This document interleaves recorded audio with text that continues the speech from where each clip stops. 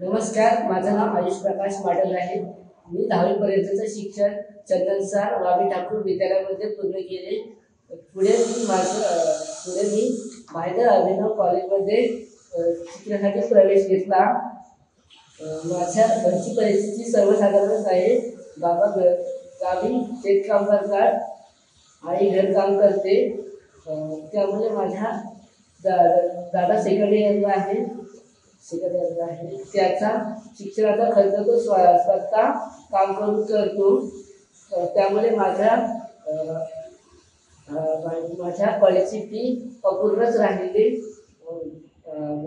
मला माझ्या शाळेकडून सेवा सहयोग फाउंडेशनबद्दल कळाले।